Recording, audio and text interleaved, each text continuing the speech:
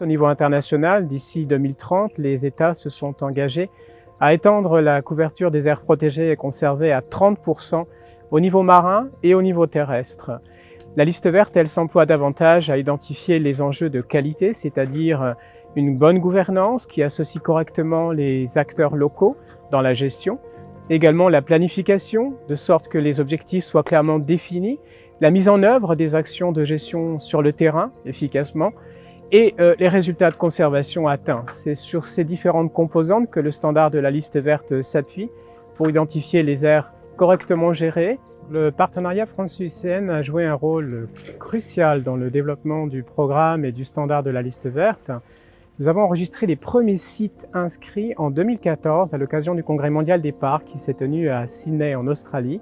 Et la France a figuré parmi les 5 pays pilotes dans la mise en œuvre du programme.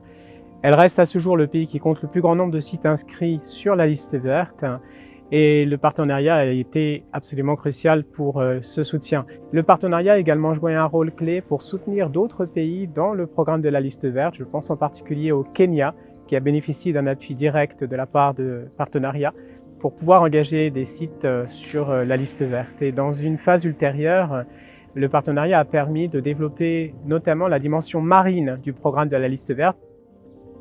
La France et l'IUCN ensemble pour la nature and development.